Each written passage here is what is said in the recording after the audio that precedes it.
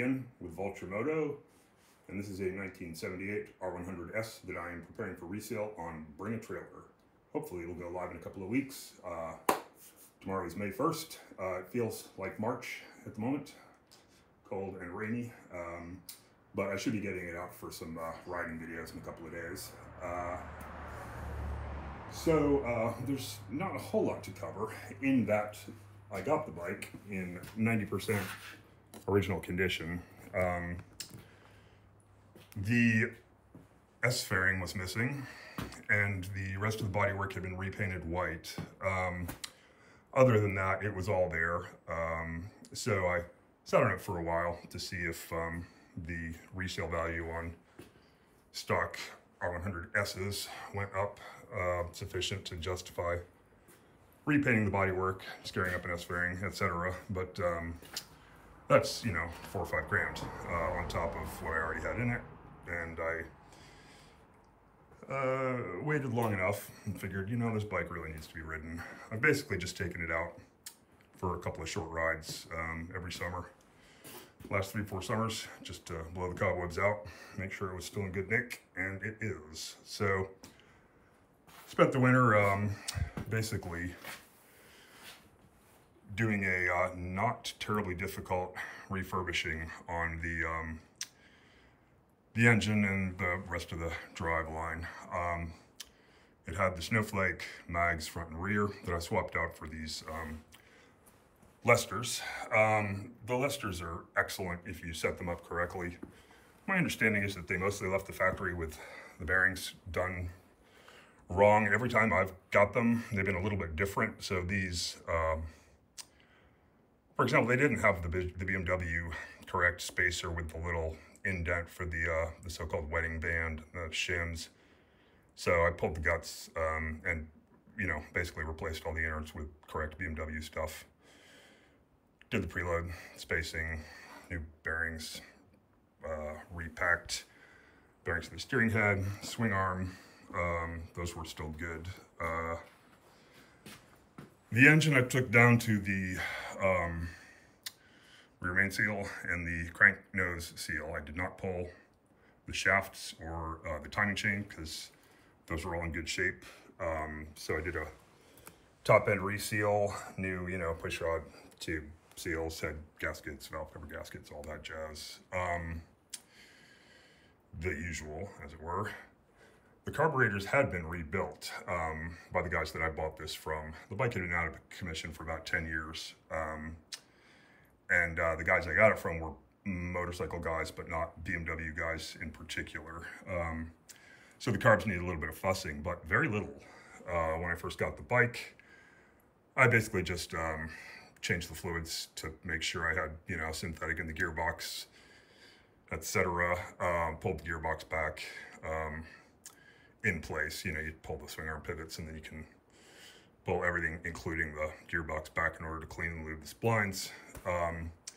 So I did that when I got the bike in I want to say 2019, but it might have been 2018, double check. Anyway, the gearbox was functioning flawlessly, so I did not open it up. Everything in the engine looked good. I hung the cylinders just to refresh the cross-hatching, decarboned valves, piston crowns. I do have the original, you know, rectangular black valve covers, but I substituted these, which are some other actual, you know, BMW mid-70s peanut style covers. All the cases cleaned up. I did not go nuts on this because I wanted to preserve, you know, a little bit of patina. I have some other bikes that I've, you know, torn down and blasted everything so it looks new, which I just didn't think was appropriate for this bike. I didn't repaint the frame. I did touch it up here and there. I have video of it in its, you know, totally original with the, you know, scuffs around, you know, the bolt holes, that sort of thing. But otherwise, the paint was really in pretty good shape. What else? driveline wise. These are the original headers. They cleaned up really pretty well, I think. As far as, you know, the originals go, the crossover still had intact bolt fixing mounts on it. The mufflers, these are actually new replica Dunstall 6-shooters. These and the fenders, front and rear, came from Flat Racer UK. I didn't buy them from Flat Racer.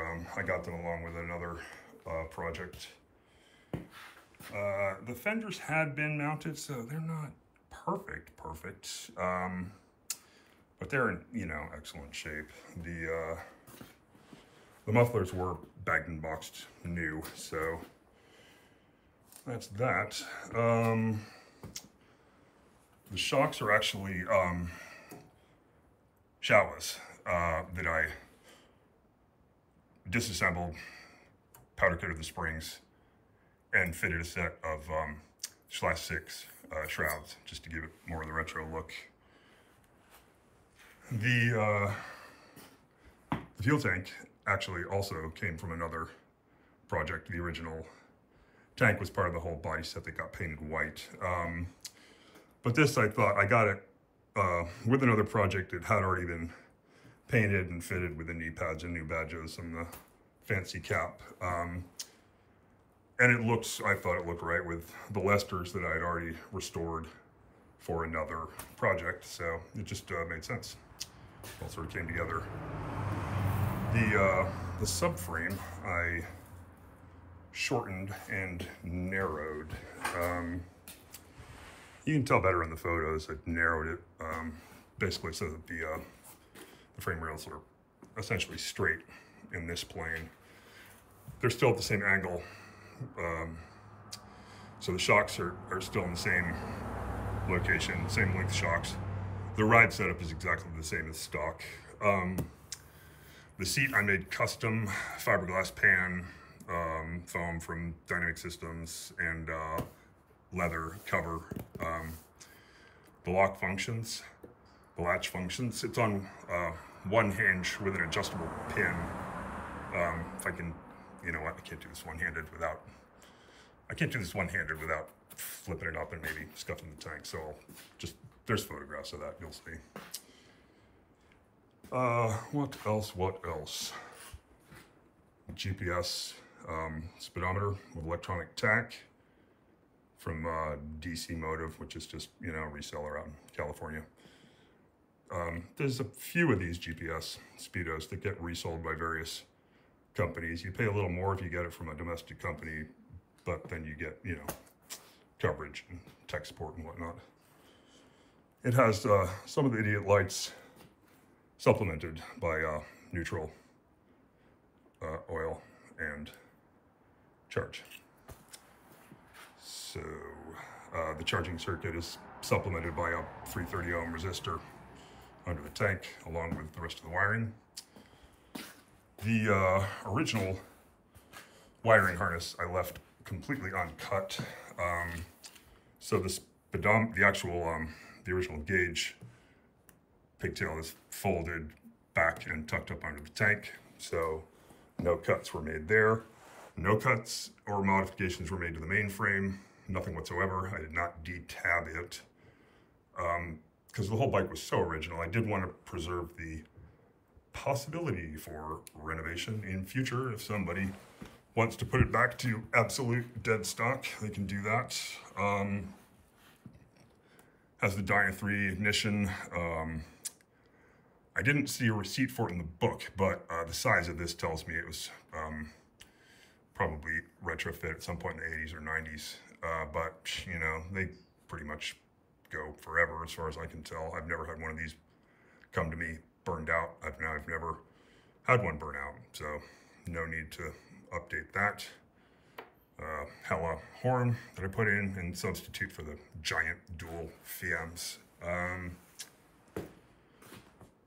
What else can I say about it? All the like sort of small bits I blasted and powder coated levers and perches, and the headlight brackets that were abbreviated for the top triple clamp. Some of the other stuff is like /6 era, like these caps, just to sort of retrofy the whole bike a little bit. The original steering damper, which functions and doesn't leak, which is kind of amazing. These things usually are, you know, crusty and awful, but that one works fine, so left that in place.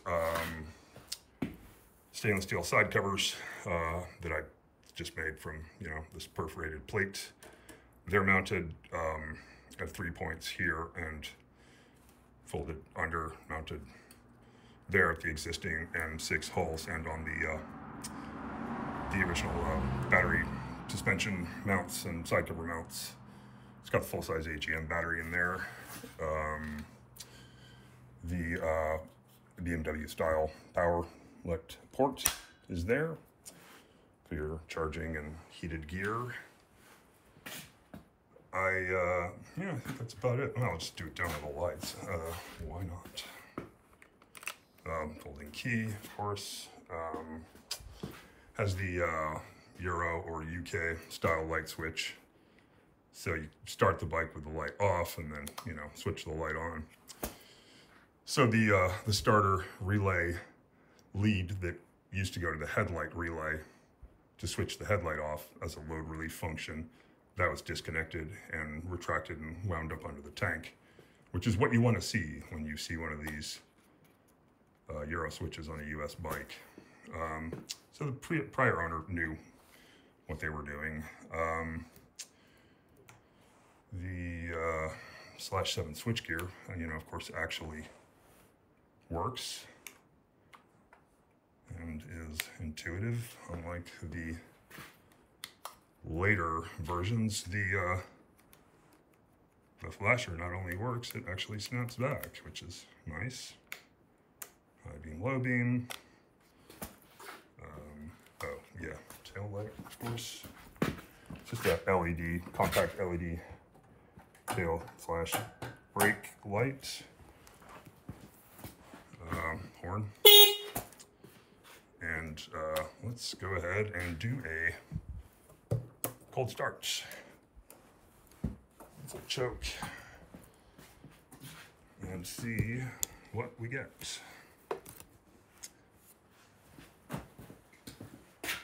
This is a dead cold start.